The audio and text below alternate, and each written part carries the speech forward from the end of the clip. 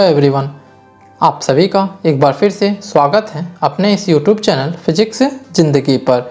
UP board exam 2022 के NCERT के chapter wise important topics के सीरीज के एक और वीडियो में आज हम डिस्कस करेंगे अल्टरनेटिंग करंट प्रत्यावर्ती धारा चैप्टर नंबर 7। इसके इंपॉर्टेंट टॉपिक्स या फिर इंपॉर्टेंट क्वेश्चन के बारे में आज हम डिस्कस करने वाले हैं इस वीडियो में। तो चलिए शुरू करते हैं आज का यह वीडियो। जैसा कि आप देख सकते हैं कि आपके स्क्रीन के सामने इसमें फर्स्ट जो क्वेश्चन है वह है प्रत्यावर्ती धारा के वर्ग माध्य मूल मान का व्यंजक। प्रत्यावर्ती धारा के लिए आपको वर्ग माध्य मूल मान का व्यंजक बताना है, यानी कि आरएमएस का मान बताना है। Expression for root mean square, इसी को शॉर्ट फॉर्म में हम आरएमएस बोलते हैं। वैल्यू ऑफ अल्टरनेटिंग करंट, सीधा सा मतलब है कि ये जो आई आर एम एस है is equal to I not by root 2 is equal to 0.707 into I not. इस फॉर्मूले को आपको प्रूफ करना है। यहाँ पे जो ये है वर्ग माध्य मूल मान आई आर एम एस, इसको जो है यहाँ पे इस फॉर्मूले को आपको प्रूफ करना है।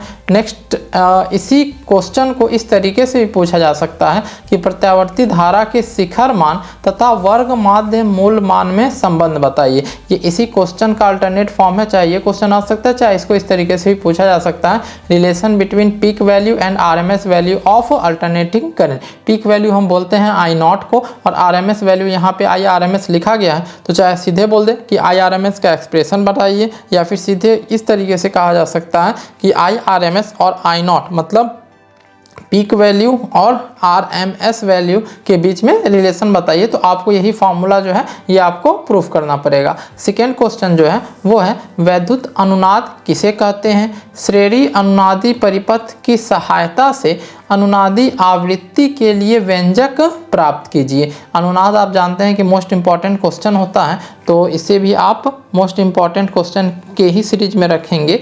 यहाँ पे आपसे पूछा गया है कि वैद्युत अनुनाद क्या होता है, उसकी परिभाषा आपको बतानी है। जब भी आप परिभाषा देंगे तो उसका फॉर्मूला जरूर बताएंगे, और उसके साथ साथ यहाँ पे आपको अनुनादी आवृत्ति के लिए एक्सप्रेशन भी फाइंड करना है। What is electric resonance, resonance को डिफाइन कीजिए। उसके बाद फाइंड एक्सप्रेशन फॉर रेजोनेंट या फिर natural frequency of series LCR circuit. Series LCR circuit के लिए आपको इसका एक्सप्रेशन जो है फाइंड करना है, या फिर यूँ कहें कि नेचुरल फ्रीक्वेंसी या फिर रेजोनेंट फ्रीक्वेंसी का जो फार्मूला है वो आपको डिराइव करना है। छोटा सा इसमें डेरिवेशन होता है, इतना बड़ा डेरिवेशन नहीं है, इसीलिए क्वेश्चन में जो है डेफिनेशन के साथ ही पूछा गया है। उसके बाद नेक्स्ट क्वेश्चन की तरफ हम मूव करते हैं। नेक्स्ट क्वेश्चन जो है वो क्वेश्चन नंबर 3, जिसमें आपसे ये कहा गया है श्रेणी एलसीआर परिपथ में यदि V is equal to v not sine omega t voltage स्रोत हो तो सिद्ध कीजिए प्रतिबाधा Z is equal to root under r square plus omega l minus 1 upon omega c square तथा tan phi is equal to omega l minus 1 upon omega c पूरे का upon are उचित आरेख की सहायता से।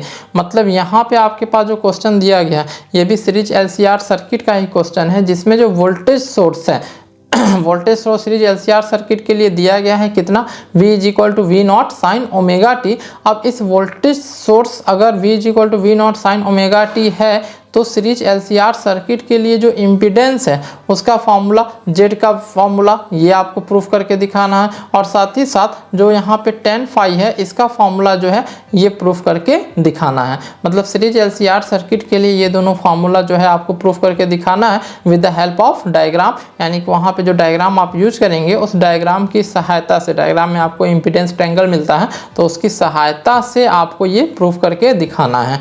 उसके बाद जो है नेक्स्ट क्वेश्चन वो है चोक कुंडली का कार्य सिद्धांत समझाइए। चोक कुंडली में वाटहीन धारा के महत्व को समझाइए।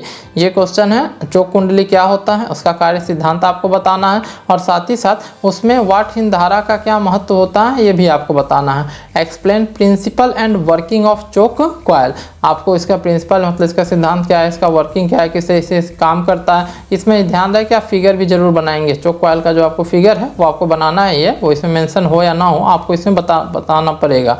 और इसका इंपॉर्टेंस लिखना है, write importance of wattless current in choke coil. Wattless current का क्या इंपॉर्टेंस है चोक कॉइल में वो आपको मेंशन करना है। उसके बाद 5th नंबर जो क्वेश्चन है वो है प्रत्यावर्ती धारा जनित्र का सिद्धांत तथा कार्य प्रणाली चित्र द्वारा समझाइए। ये तो क्लास 10th में भी आपको मिला होगा। खैर यहाँ पे हम बात 12th का कर रहे हैं। तो 12th में आपको बताना क्या, explain principle and working of AC generator alternating current generator का प्रिंसिपल क्या है, किस तरीके से ये वर्क करना है, इसको समझाना है आपको डायग्राम के साथ। ये सभी लॉन्ग क्वेश्चंस हैं, तो ये लॉन्ग क्वेश्चन है तो ध्यान रहे, इसमें वर्किंग में आप लिखेंगे तो इसके जितने भी पार्ट्स आते हैं उन सभी पार्ट्स के बारे में भी आपको बताना है, किस तरीके से वर्क करता है, क्या उसका कंस्ट्रक्शन है, ये भी आपको इसमें बताना पड़ेगा। तो क्योंकि लॉन्ग क्वेश्चन है तो लॉन्ग क्वेश्चन में एसी जनरेटर का अगर आप फिगर बनाएंगे तो उसके अंदर क्या क्या कंस्ट्रक्शन होगा, आर्मेचर है, स्लिप रिंग्स है, कार्बन ब्रश है, इस सब के बारे में आपको कुछ पॉइंट्स मेंशन करते हुए ही एक्सप्लेन करने हैं। तो ये 5 नंबर क्वेश्चन था। नेक्स्ट क्वेश्चन हम देखते हैं।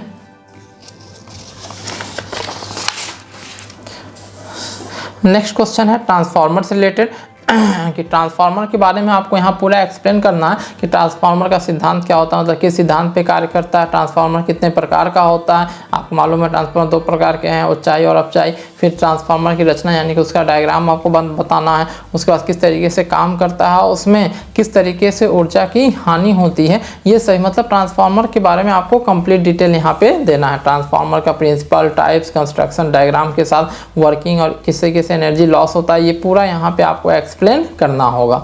उसके बाद 7 नंबर क्वेश्चन है प्रत्यावर्ती धारा का औसत मान या फिर माध्य मान बताइए, मीन या फिर average value of alternating current. प्रत्यावर्ती धारा के लिए औसत मान का फॉर्मूला बताना है और मीन मान का फॉर्मूला बताना है। ये हाफ और फुल साइकिल, ये आप दोनों के लिए प्रैक्टिस करेंगे। हाफ साइकिल के लिए कितना होता है और फुल साइकिल के लिए कितना होता है, ये दोनों आप प्रैक्टिस करके जाएंगे। मेन जो है इसमें हाफ साइकिल होता है, हाफ साइकिल अगर प्रैक्टिस हो गया तो फुल साइकिल जो है बहुत आसान हो जाएगा। उसके बाद है 8 नंबर क्वेश्चन।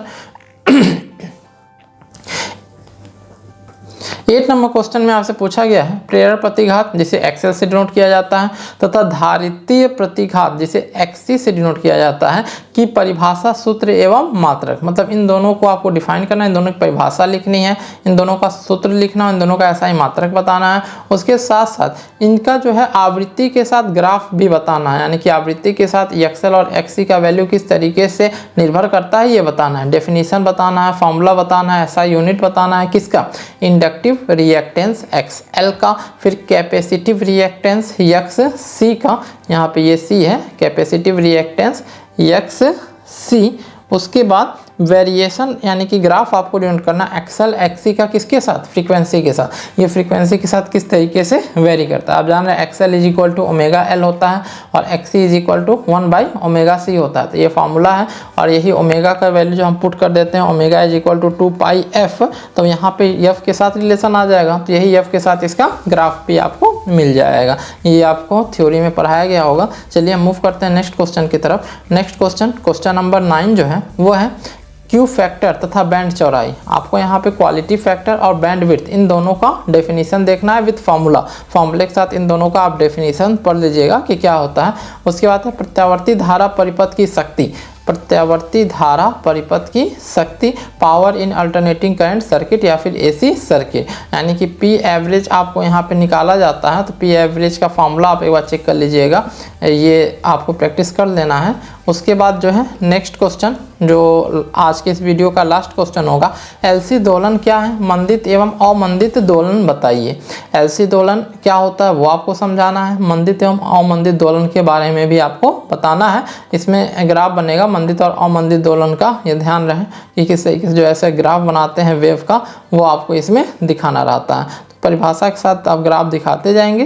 तो वही है what is LC oscillation. LC oscillation को डिफाइन करना है, डैम्प्ड एंड अनडैम्प्ड ऑसिलेशन। और उसके बाद यहाँ लिखा गया प्लस न्यूमेरिकल प्रश्न। न्यूमेरिकल जो है आंकिक जो प्रश्न है ये इस चैप्टर से आपको प्रैक्टिस करना होगा। आप जो भी क्वेश्चन बैंक रखे हैं उसका प्रेजेंट टाइम आप तो उसका यूज कर सकते हैं, क्योंकि बुक्स लगाने जाएंगे तो बहुत ज़्यादा क्वेश्चन होगा। तो मेन क्वेश्चन जो कभी एक बोर्ड एग्जाम में जो आ चुके हैं उन सभी क्वेश्चन को प्रैक्टिस कर लीजिए, या फिर जो क्वेश्चन बैंक है तो 1-2 क्वेश्चन बैंक के न्यूमेरिकल क्वेश्चन को प्रैक्टिस कर लीजिए, क्योंकि इस चैप्टर से न्यूमेरिकल क्वेश्चन का पूरी पॉसिबिलिटी होती है आने की। इस चैप्टर से जो है न्यूमेरिकल क्वेश्चन आते हैं, तो इसका आप अलग से प्रैक्टिस कर लेंगे, इसीलिए इसमें अलग से मेंशन किया गया है। तो चलिए अब हम मिलेंगे हम अपने नेक्स्ट वीडियो में, जिसमें हम डिस्कस करेंगे चैप्टर नंबर 8 विद्युत चुंबकीय तरंगे, इलेक्ट्रोमैग्नेटिक वेव्स। अगर आपने अभी तक हमारे चैनल को सब्सक्राइब नहीं किया है तो नीचे दिए गए लाल बटन पे क्लिक करके उसे सब्सक्राइब कर लें और साथ ही साथ नोटिफिकेशन बेल को दबाकर उसमें लें, जिससे हमारे आने वाली वीडियोस की नोटिफिकेशन सबसे पहले आपको मिल सके। और